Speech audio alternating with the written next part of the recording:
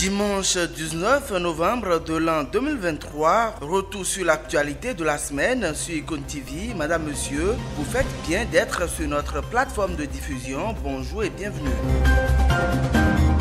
On démarre ce compile par la commune de Corvey qui sera dotée d'un point de secours de sapeurs-pompiers d'ici février prochain. C'est l'une des promesses à mettre à l'actif du maire Auguste Ayourin et son conseil communal. L'information a été rendue publique lors de la deuxième audience publique de reddition de comptes au titre de l'année 2023. L'équipe du maire Auguste Ayourin a impacté la population en matière de réalisation. De 2020 à 2023, soit 3 ans de gestion, presque tous les domaines sont touchés, même si les efforts sont beaucoup plus concentrés dans l'éducation et la santé. Des projets sont en perspective, notamment dans le domaine du tourisme. Coopération décentralisée, une délégation d'élus du département des Hauts-de-Seine en France, conduite par le président Georges Siffredi, a inauguré mardi avec les autorités communales et le préfet Zou l'exposition Le Zoo d'hier a aujourd'hui regard croisé à la mairie d'Abomey. Des tableaux consacrés au territoire du Zoo et ceux d'un pôle d'activité réalisé en partenariat avec le musée départemental Albert Kahn.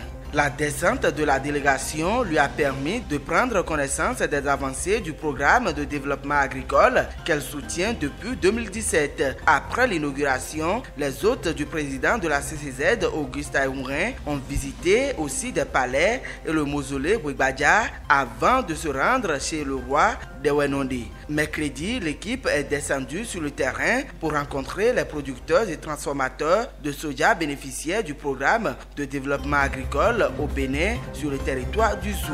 La visite de travail s'est poursuivie jeudi par l'inauguration du pôle Best du département et la descente dans la cité des Mythes, la région Agoni.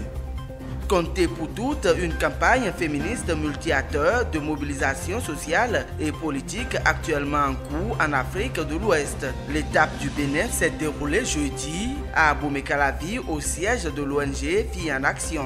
L'objectif de ce mouvement est d'influencer les pouvoirs publics nationaux pour l'inscription d'une ligne budgétaire dans les lois des finances dédiées au système de collecte de données quantitatives et qualitatives relatives aux violences sexistes et sexuelles. Les féministes de 8 pays ouest-africains participent à cette initiative soutenue par Equipop.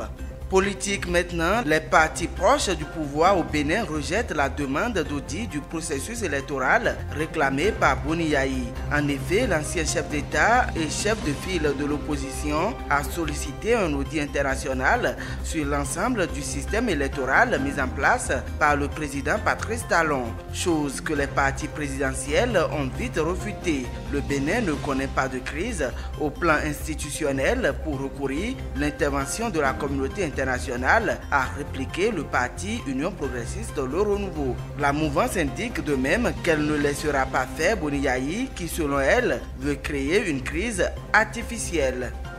La commercialisation et l'exportation du soja sont à nouveau libres en République du Bénin. Le secrétariat général du gouvernement l'a annoncé jeudi dans un communiqué. D'après la note gouvernementale, les opérations d'achat, de vente, de transport, les prix, les dates de démarrage et de fin des opérations seront librement fixées par les acteurs du secteur. Quant à l'exportation de légumineuses, elle pourra se faire sans agrément mais exclusivement par le port de Cotonou. La troisième mesure prise par le gouvernement au titre de la campagne de commercialisation du soja grain 2023-2024 fixe la contribution des exportateurs à la recherche et à la promotion agricole à 30 francs CFA par kilogramme de l'or jaune. Elle était de 140 francs CFA au titre de la dernière campagne.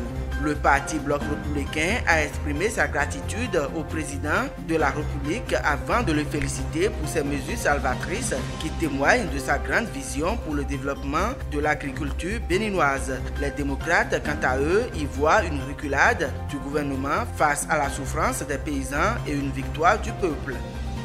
Adidjatou Hassan Zanouvi est nommée directrice générale des douanes par intérim par un arrêté en date du 13 novembre dûment signé du ministre de l'économie et des finances Romuald Wardani. Adidjatou Hassan Zanouvi assure désormais l'intérim de Alain Hinkati.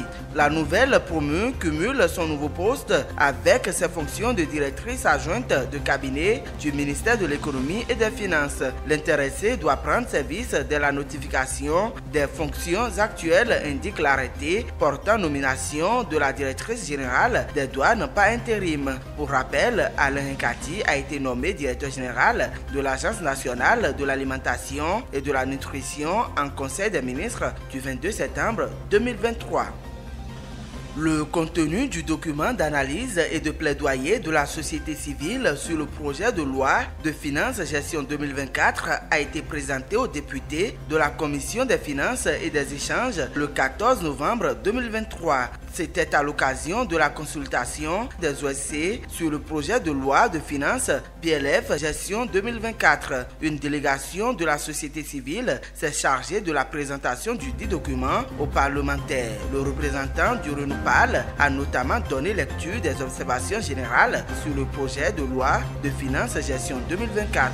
Le président du CANEA, Félix Adéinka, le coordonnateur de la CBO EPT, Hervé Kera, et la secrétaire de la PNUSS, Célestine Amétépé, ont quant à eux exposé les plaidoyers des secteurs de l'eau, l'hygiène et l'assainissement, de l'éducation et de la santé. Enfin, le secrétaire exécutif de Social Watch Bénin, Jean-Pierre Degué, qui a conduit la délégation à aborder les questions du dépôt du projet de loi de règlement portant sur la gestion 2022 avec tous les documents exigés par la LOLF et le contrôle de l'action gouvernementale par les députés. Après la présentation, les parlementaires ont mené des discussions avec les représentants de la société civile afin d'avoir une compréhension plus approfondie du document exposé.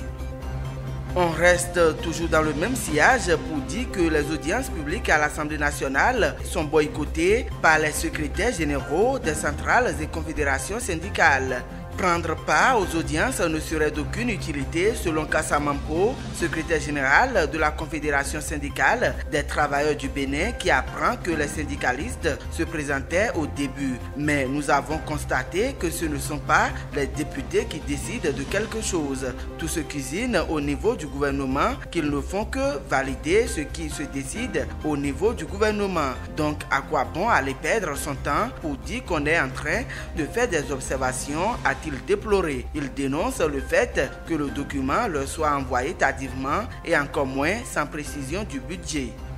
On reste toujours à l'Assemblée nationale pour parler de la séance de questions-réponses au gouvernement. Le ministre chargé des relations avec les institutions a répondu aux questions du député Lafia Boubakari ayant trait à la construction du palais impérial de Niki. Lesquelles questions portent sur le coût total du projet, la source de financement, le délai d'exécution, les infrastructures qui seront érigées sur l'espace de 20 hectares donné par le conseil communal de Niki et enfin l'entretien après la réception. Des réponses du ministre, plus de 5 milliards sur financement du budget national sont destinées à ce projet qui va durer 16 mois et qui prendra fin en juillet 2024. Sur les superficies de 20 hectares, 5 sont réservés à la résidence du roi et autres infrastructures. Les 15 autres hectares recevront des essences forestières. Au-delà de près de 5 hectares, il y a 15 autres hectares qui sont dans la superficie qui a été donnée par le conseil communal. Et sur cet espace de 15 hectares, il est prévu une plantation d'essences forestières, rustiques et indigènes, de lumière qui vont apporter une certaine végétation dans la zone. Dans ces essences, on a les tecs, on a les anacardiers, on a le karité. Ça contribue à créer dans la zone une certaine un maintien d'une zone forestière tout autour de la zone d'infrastructure pour garder une cohérence dans la construction et dans l'implantation. Le modèle qui sera adopté pour l'entretien sera discuté avec le conseil communal de Niki. Les études sont toujours en cours. Après les travaux qui vont se terminer donc en juillet 2024, il faudra envisager, il faudra assurer le maintien et donc la gouvernance économique du joyau qui aura été construit. Actuellement, les études sont en cours pour définir ce modèle de gouvernance et pour déterminer le modèle économique qui sera mis en place. Ce modèle sera l'objet d'une discussion avec le conseil communal pour voir de manière inclusive comment le mettre en œuvre et comment l'adapter aux pratiques des populations qui sont sur cette aire et également pour pouvoir l'adapter à l'économie qui sera mise en œuvre dans cette commune. Et donc le lancement de la procédure de recrutement du consultant est prévu pour le mois d'août 2023.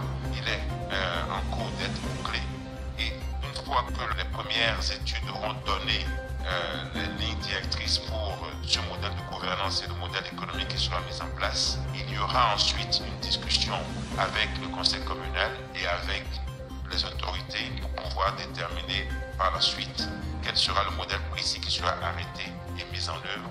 Ce modèle sera, formalisé et ensuite sera établi pour être déployé immédiatement après la réception. Plus tard, la ministre de l'Industrie et du Commerce est venue éclairer sur le dossier de la société sucrière de Savè. Depuis 2021, à 3 ans donc de la fin du contrat, le gouvernement a engagé très vite une recherche d'investisseurs. Que ce soit le gouvernement béninois que le gouvernement nigérian. Nous avons eu énormément de visites, c'est vrai, mais nous n'avons jamais eu de suite. Et nous continuons donc de chercher des investisseurs capables de reprendre l'activité. C'est le ministère qui appuie pour que nous puissions avoir en tout cas un minimum de sécurité sur le site et donc veiller à ce que tous les salariés puissent rentrer dans leurs droits. Donc c'est surtout les mesures conservatoires qui ont été prises pour continuer à rendre la mariée belle et pour continuer à attirer les investisseurs.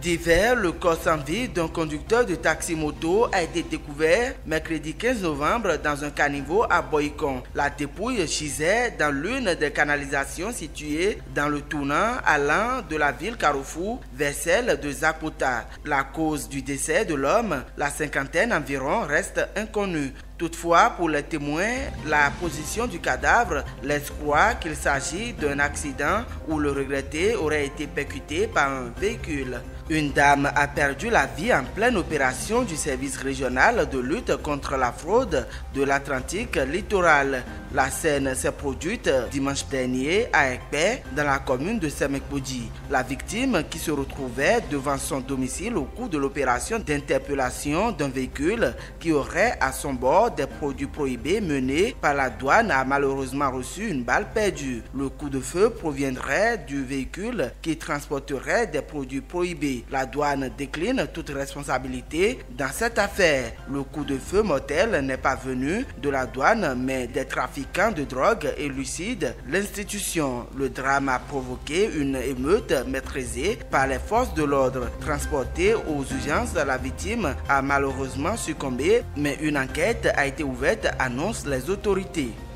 Une jeune fille encourt 7 ans de prison dans une affaire de faux mariage. Sa dernière victime, un Malien, l'a traduite en justice devant la Cour de répression des infractions économiques et du terrorisme, CRIET. Le mode opératoire de la jeune femme consiste à proposer le mariage aux hommes via les réseaux sociaux avec un complice qui se fait passer pour son père. Une fois le projet de mariage conclu, la victime envoie les sous devant servir aux préparatifs. C'est alors que le supposé beau-père et la promise disparaissent dans la nature. C'est ce dont a été victime le Malien qui, avec la complicité de la police, s'est fait passer pour un autre homme intéressé. La jeune femme a donc été prise au piège alors qu'elle allait retirer la somme que le Malien a envoyée sous sa nouvelle couverture. L'accusé a plaidé non coupable, rejetant les accusations et affirme avoir été envoyé par une connaissance pour le retrait. Le délibéré de la cour est attendu le 21 décembre prochain. Les conditions des employés de maison seront améliorées. À cet effet, une plateforme dédiée à la déclaration de leurs employés de maison a été mise à la disposition des employeurs par la Caisse nationale de sécurité sociale CNSS, qui est en étroite collaboration avec la DGI et l'ASIN. Le lancement officiel de la dite plateforme a été effectué jeudi 16 novembre 2023 à l'agence de la CNSS à Akpakpa, conjointement par le directeur général de la CNSS, M. Apollinaire Kadete Tchentchen, et le représentant du directeur général des impôts, Maître Benito Bossamin. Les employés seront désormais déclarés et bénéficieront d'un salaire équivalent ou supérieur au SMIC.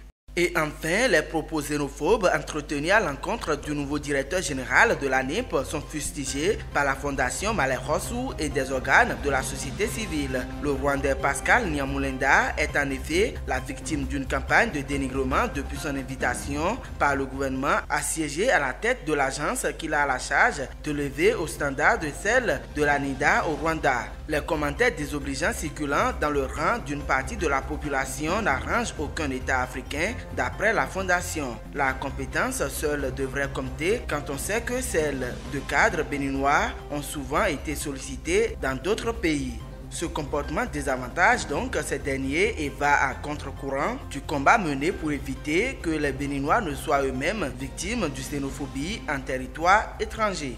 Fin de ce compile, merci de l'avoir suivi, agréable journée dominicale à toutes et à tous et rendez-vous dimanche prochain.